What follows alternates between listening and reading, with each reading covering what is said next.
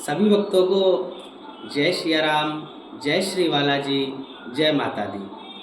पिछले वीडियो में भक्तों हमने चर्चा की थी कि हनुमान जी महाराज की साधना के कुछ विशिष्ट नियम हैं। जब उन नियमों को हम अपने जीवन में ग्रहण कर लेते हैं तभी हम सिद्धि के मार्ग पर अग्रसर हो पाते हैं। तो उन नियमों वाली जो पिछली वीडियो हमने बनाई थी उसको आप ज़रूर देखें। बाकी मैं नरेंद्र बजरंगी श्री बालाजी महाराज के चरणों का एक तुच्छ सा सेवक बनने का निरंतर प्रयास कर रहा हूँ और आप भी निरंतर प्रयास करते रहिए।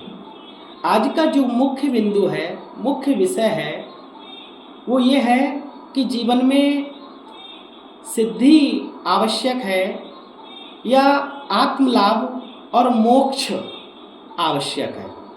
इस विषय पे हम चर्चा करेंगे क्योंकि जैसे जैसी समस्याएं मेरे सन्मुख आती रहती हैं मैं उन्हीं विषय पर चर्चा कर आपको आप तक समाधान पहुंचाता रहता हूं। नरेंद्र बजरंगी आपका अपना चैनल जो श्री बालाजी महाराज की प्रेरणा से निरंतर चलाया जा रहा है और आगे भी चलता रहेगा। इस चैनल पर हम जो भी सत्य है, यथार्थ है, उसी को बताते हैं। अन्यथा फिजूल के लिए ना हमारे पास वक्त है और ना आपके पास वक्त है। अब हम अपनी चर्चा में प्रवेश करते हैं और जो मुख्य विषय है उस पर हम अपनी चर्चा श्री गणेश करते हैं। तो भक्तों, तंत्र साधना का प्रमुख जो उद्देश्य है वो है सिद्धि। सरल शब्दों में हम कह सकते हैं कि सिद्धि का सामान्य अर्थ ही है सफलता। जब साधक किसी मार्ग पर अग्रसर होता है तो उसे साधना के प्रभाव से अनेक प्रकार की शक्तियाँ और सुविधाएं प्राप्त होने लगती हैं। इन्हीं को हम सिद्धि कहते हैं या इसी को सिद्धि प्राप्त करना कहते हैं। यद्यपि सिद्धियों का बाहरी रूप बड़ा ही आकर्षक होता है, मनमोहक प्रतीत होता है, किंतु मोक्ष कामी के लिए वे प्रकारांतर से अवरोध बन जाती है। सिद्धियों के द्वारा प्राप्त होने वाले लाभ को ठुकराकर जो साधक निरंतर आगे बढ़ते रहते हैं, अंततः वही आत्मलाभ और मोक्ष की सीमा तक पहुंच ही जाते हैं। सिद्धि के व्यामोहों में दिग् भ्रमित होकर रह जाने वाले साधक भले ही एक सिद्ध, अलौकिक और चमत्कारिक मनुष्य के रूप में ख्याति तो प्राप्त कर सकते हैं, अर्जित कर सकते हैं, किंतु वे आवागमन और सांसारिक माया मोहों से किसी न किसी रूप में अवश्य आक्रांत रह जाते हैं। आप जैसा कि सभी लोग जानते हैं, श्री रामकृष्ण परमहंस जैसे अनेक श्रेष्ठ पुरुष हुए हैं जिन्होंने रिद्धि, सिद्धि और निधि और आत्मज्ञान सब कुछ प्राप्त कर लिया, फिर भी सांसारिक प्रलोभन में नहीं पड़े और महान योगी की भांति मोक्ष प्राप्त करके अजर और अमर हुए।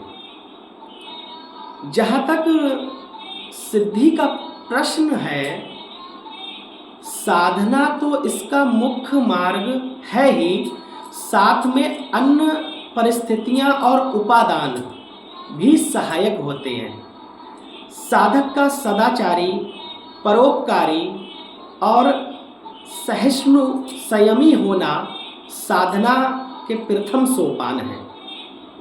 इनके बाद प्रयास और साधनों से भी उसे सहायता मिलती है। भक्तों, अध्यात्म साधना के दो प्रमुख लक्ष्य हैं। पहला, ब्रह्म दर्शन। ब्रह्म दर्शन अर्थात आत्म लाभ या बोले मोक्ष की प्राप्ति,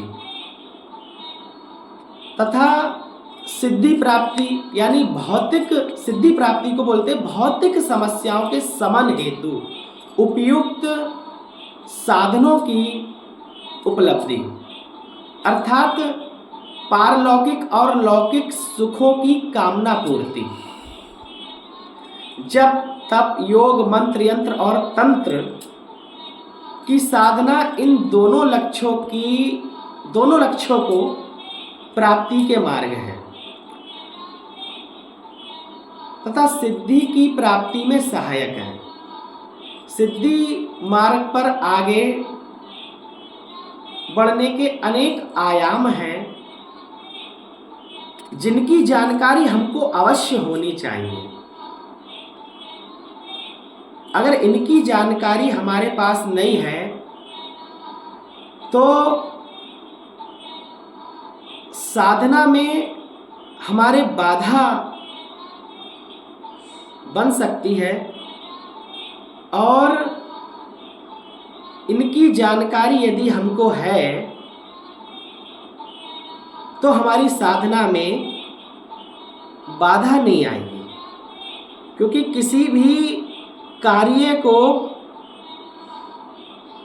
करने से पहले उसके आयाम जानना बहुत जरूरी होता है। इसलिए आपको उन आयामों के बारे में बता देता हूँ। सिद्धि प्राप्त करने के लिए सबसे पहला आयाम होता है दिशा। आपसे कह रहा हूँ, आप सुनिए। सिद्धि प्राप्त करने का जो पहला आयाम है वो होता है दिशा। विभिन्न विद्वानों ने प्रत्येक दिशा का कोई ना कोई महत्व बताया है, लेकिन मेरे अनुसार जो दिशा है वो पूर्व दिशा का आप चयन करें। पूर्व दिशा की ओर अपना मुख करके जप, तप इत्यादि पूजा पाठ करें, ये आपकी उचित दिशा है। दूसरा, सिद्धि के मार्ग में आता है स्थान। तंत्र साधना का जो द्वितीय आयाम है वो स्थान माना गया है। उत्तम वातावरण की सृष्टि के लिए उत्तम स्थान का होना अत्यंत आवश्यक है। तंत्र साधना में एक निश्चित और निर्धारित स्थान की भूमिका बहुत महत्वपूर्ण रखती है। आज के समय में हम कहीं बाहर वन इत्यादि में गमन नहीं कर सकते, तो हम अपने गृह के, मकान के कहीं एक कक्ष का चयन कर लें, लेकिन वो कक्ष साफ सुथरा और उसका वातावरण शुद्ध होना चाहिए। दूसरा, आपको बता दूं कि सिद्धि प्राप्त करने वाले व्यक्ति की जो स्थान है वहाँ पे उस व्यक्ति के अलावा कोई दूसरा व्यक्ति वहाँ नहीं जाना चाहिए, वहाँ जाना मना है। यदि आप गृहस्थ के हैं तो आपकी पत्नी का भी जाना उस स्थान पर मना है, निषेध है। केवल वही व्यक्ति उस स्थान पर साफ सफाई करे, देखे, और किसी भी व्यक्ति को वहाँ जाने की अनुमति ना दें। अगला जो आयाम आता है वो आता है आसन का। ये तंत्र साधना को सिद्ध करने का तृतीय आयाम है। दिशा और स्थान से भी अधिक महत्व हमारे आसन का होता है, जिसके द्वारा शारीरिक और मानसिक स्थिरता प्राप्त होती है, वो आसन के ही द्वारा होती है। उस बैठक पर स्थिर होना आसन ही कहलाता है। अब आसन विभिन्न प्रकार के हो सकते हैं। कपास का भी आसन हो सकता है, कम्बल का भी होता है, मृग चर्म का हो सकता है, व्याघ्र चर्म का हो सकता है, काले मृग चर्म का आसन, मतलब विभिन्न प्रकार के आसन हैं। लेकिन मैं अगर बता दूं तो आपको विभिन्न प्रकार के रंगों वाला ऊनी आसन लेना है जो सर्व सिद्धिकारक सिद्ध होता है। जो, अब ध्यान से सुने, जो सर्व सिद्धिकारक सिद्ध होता है, यानी आपको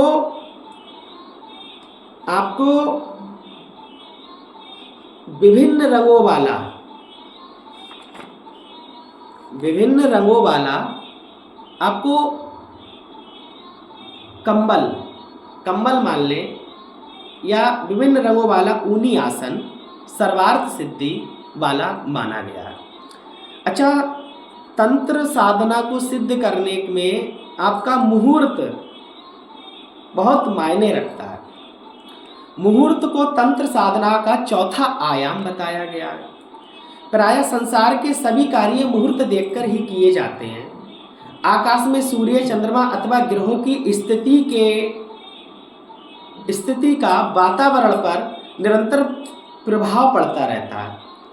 जिस समय वायुमंडल में जैसा प्रभाव होगा, साधना में भी वैसी परिणति दृष्टिगोचर होगी। अतः आध्यात्मिक क्षेत्र में राशि, लग्न, नक्षत्र, दिन, योग, घटी और पल का भी विशेष ध्यान रखना होता है। तभी हमको सिद्धि प्राप्ति में आसानी होती है। प्रतिकूल मुहूर्त हमारी सिद्धि के लिए अनिष्टकारी सिद्ध होता है। तो मुहूर्त की बात करें तो सबसे पहले माह में आते हैं। तंत्र साधना के तांत्रिक प्रयोगों के लिए वैशाख, श्रावण, अश्विन, कार्तिक, अगहन और फागुन मास श्रेष्ठ होते हैं। पक्ष की बात करें हम तो कृष्ण और शुक्ल दो पक्ष होते हैं, लेकिन शुक्ल पक्ष में सात्विकता की अधिक प्रबलता रहती है, इसलिए साधकों को शुक्ल पक्ष में ही अपनी साधना प्रारंभ करनी चाहिए। बार कौन सा होना चाहिए, दिन कौन सा होना चाहिए? बृहस्पतिवार और शुक्रवार तंत्र साधना के लिए तथा सोमवार तांत्रिक प्रयोगों के लिए उत्तम है। क्योंकि मंगलवार हमारे श्री बालाजी महाराज का दिन होता है, तो ये दिन आपका दोनों कार्यों के लिए उचित माना गया है। तिथि कौन सी होनी चाहिए? द्वितीया, पंचमी, सप्तमी, त्रयोदशी और पूर्णिमा, इन तिथियों में तंत्र साधना और प्रयोग दोनों किए जा सकते हैं। नक्षत्र कौन सा होना चाहिए? अध्यात्म के क्षेत्र में हस्त, अश्विनी, स्वाति, विशाखा, ये सब नक्षत्रों के नाम बोल रहा हूँ मैं। विशाखा, ज्येष्ठा, उत्तरा फागुनी, उत्तरा भाद्रपद, श्रवण, आद्र, धनिष्ठा, शतभिषा आदि नक्षत्र हैं। लेकिन तंत्र साधना एवं तांत्रिक प्रयोगों के लिए रवि पुष्य योग तथा मंत्र सिद्धि के लिए निमित्त गुरु पुष्य योग उत्तम माने गए हैं। लग्न कौन सा होना चाहिए? लग्नों की संख्या वक्तों 12 होती है। इनमें से जो हमारे लिए लाभदायक हैं उनमें मेष, कर्क, तुला, वृश्चिक, मकर और कुंभ लग्न ही आध्यात्मिक क्षेत्र के लिए श्रेष्ठ हैं। आप तंत्र साधना में प्राणायाम का बहुत महत्व होता है। यदि मैं प्राणायाम के विषय में चर्चा करूंगा तो वीडियो अधिक लंबा हो जाएगा। मैं नाम बता दे रहा हूँ: भस्त्रिका प्राणायाम, शीतकारी प्राणायाम, सूर्य भेदम प्राणायाम। इन सभी को आप YouTube के माध्यम से देख लें। ये सभी साधना सिद्धि के लिए बहुत मायने रखते हैं। अगला आयाम है तंत्र साधना का गुरु तंत्र साधना का छठा आयाम गुरु माना गया है। गुरु के आदेश अत्यंत सहायक होते हैं। भारतीय साधना पद्धति में गुरु को अत्यंत महत्वपूर्ण स्थान दिया गया है।